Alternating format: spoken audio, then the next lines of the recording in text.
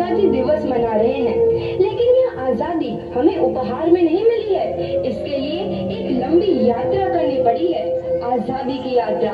इस यात्रा में हजारों लाखों लोगों ने अपनी जान की कुर्बानी दी। 1919 जलियांवाला बाग। आज हमारी बैसाखी का दिन है, लेकिन पूरा पंजाब बैसाखी नहीं मनाएगा। हम सब बैसाखी नहीं मनाएंगे।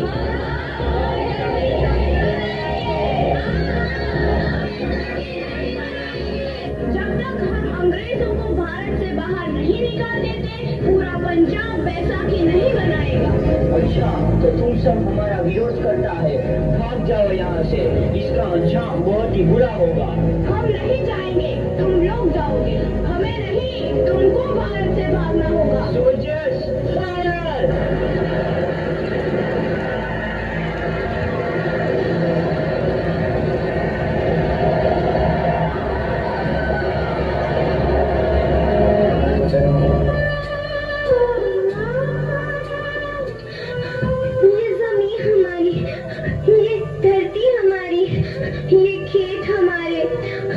अभी थोड़ी देर पहले हमारी ये फसलें लहरा रही थी, पर इन अंग्रेजों ने हमारी फसलें बर्बाद कर दी।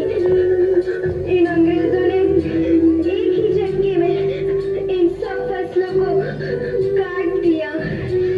अंग्रेजों, तुम्हारे इस अत्याचार से हम डरेंगे नहीं। इस अत्याचार का बदला लेकर रहेंगे। हम आजादी लेकर रहेंगे। जलियांवाला बाग हर हिंदुस्तानी की आंख नम कर गया। इस कांड में कितने मासूमों की आहुति चढ़ गई, इतनी हैवानियत से इंसानियत कत्ल कर दी गई। जलियांवाला बाग के हत्याकांड ने आजादी की आग में घी देने का काम किया। मासूम औरतों, बच्चों की दर्द भरी चीखें और सिसकियां इनकलाब का गूंज बनकर उभरी। लाला लाजपत राय, भगत सिंह, राजगुरु, सुखदेव सरीखे क्रांतिकारियों ने भारत की इस जमीन से विदेशी दरिंदों को निकाल फेंकने के मंसूबे मजबूत कर लिए। लाला लाजपत राय की दर्दनाक मौत के बाद भगत सिंह, सुखदेव, राजगुरु वतन के इन मतवालों के खून में ऐसा उबाल आया जिसका सामना करना अंग्रेजी सरकार के लिए मुश्किल हो गया। अंग्रेजों को करारा जवाब देने के लिए स्कॉट और सैंडर्स को मारने की रूपरेखा रची गई।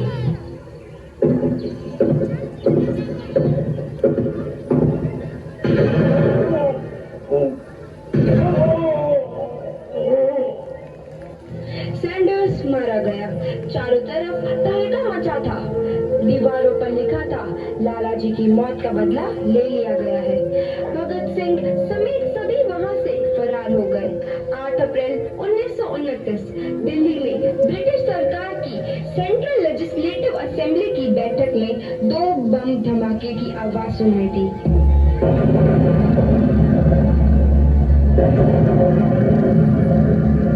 इन धमाकों ने अंग्रेजी हुकूमत को हिला कर रख दिया। इस घटना को अंजाम देने वाले भगत सिंह, राजगुरु और सुखदेव ने अपने आप को अंग्रेजों के हवाले कर दिया। 1930 को अदालत ने अपना फैसला सुनाया। मुलजिम भगत सिंह, मुलजिम आगे भैया पीछे वाले देखने दीजिए। आप लोग दोनों साइड हो जाइए और साइड होकर जो हमारे अजीत गढ़ आए हैं उनको दिखाई नहीं दे रहा है, निवेदन है। को मुजरिम करार देती है और इस गुस्ताखी के लिए ये अदालत इन तीनों को सजाए मौत की सजा सुनाती है। सरफरोशी की तमन्ना अब हमारे दिल में है, देखना है जोर कितना बाजुए कातिल में है।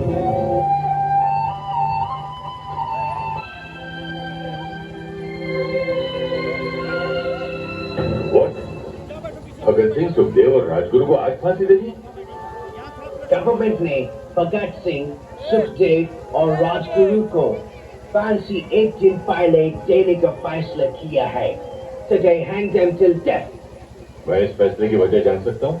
पूरा कंट्री आज रात भर जागने वाला है। सबका निगाह भगत सिंह के फांसी पर है।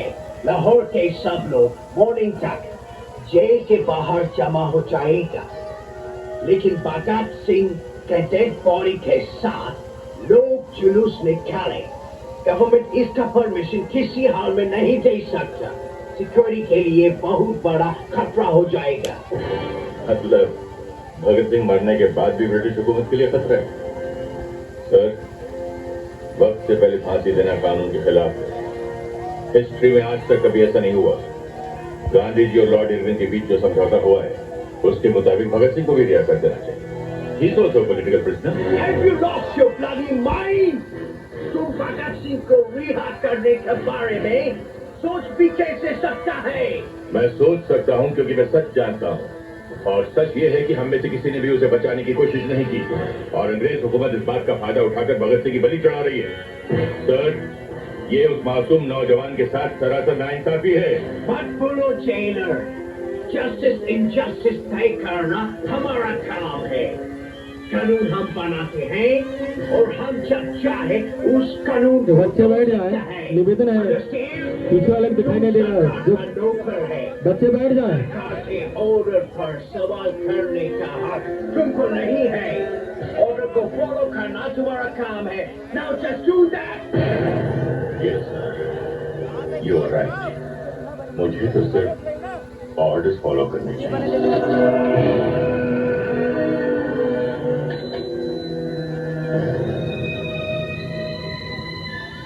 भगत सिंह, भगत सिंह, सुखदेव और राजगुरु के अंतिम स्थान के लिए पानी ले जाओ। अंतिम स्थान? लेकिन आज तक 23 मार्च है ना? आज का हुक्म था 24 मार्च का है ना साहब? उन्हें फांसी आज ही देनी। नहीं, आप लोग ऐसा नहीं कर सकते। ये धोखा है।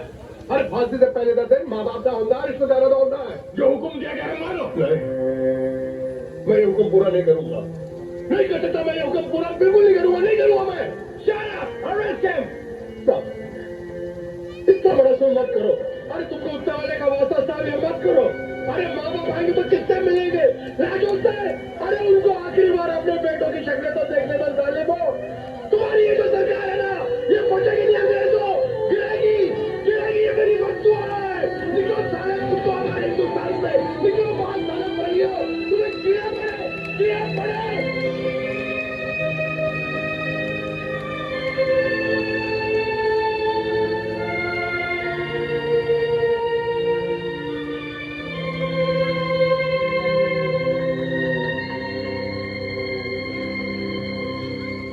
सरदार जी, फांसी देने का हुक्म आ गया है। आप तैयार हो जाइए। 2 पन्ने रह गए थे, पढ़ लूं? चलो कोई बात नहीं, फिर कभी पढ़ लेंगे। तेरी जमीन से हम सर उठा के चले,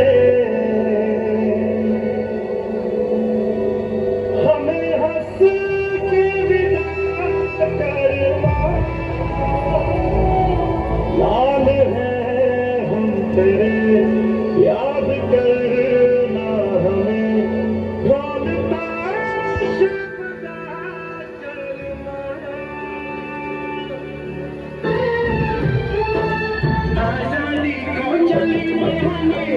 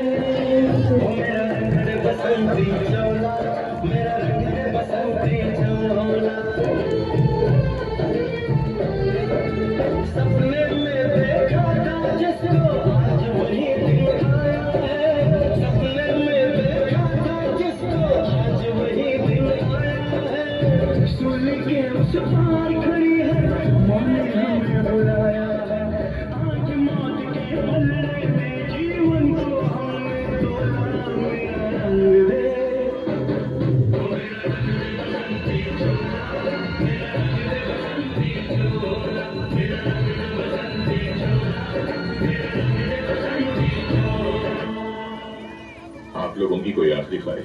हमारी पहली और आखिरी ख्वाहिश तो आप पूरी नहीं कर सकते। बच्चे बैठ जाए, निवेदन है, वो तो हमारे हाथ पीछे वाले नहीं देख रहे हैं, आप सब निवेदन बैठ जाइए। जो हमारे अतिथि कराए दिखाई नहीं दे रहा है, ये विद्यालय अपना ही परिवार है, आप लोग सहयोग बनाइए। सभी तो निवेदन, जो आगे हमारे भैया खड़े हैं तो निवेदन के लोग साइड हो जाइए, खोल दो इनके हाथ। तो बच्चों को देखने में सभी तो निवेदन का आप लोग बैठ जाए।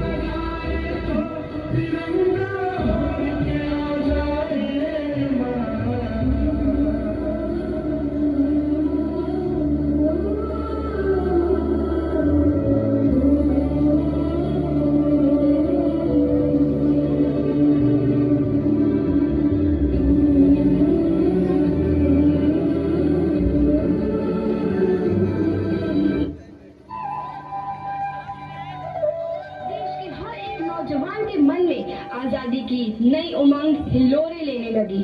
अंग्रेजों भारत छोड़ो का नारा जोर पकड़ रहा था। सबने एक आजाद भारत का सपना देखना आरंभ कर दिया था। हर कोई अपने अपने ढंग से इस महायज्ञ में अपनी आहुति दे रहा था। सुभाष चंद्र बोस, रानी लक्ष्मीबाई, तात्या टोपे और मंगल पांडे जैसे शहीदों की कुर्बानी रंग लाई। 15 अगस्त 1947 को भारत आजाद हुआ।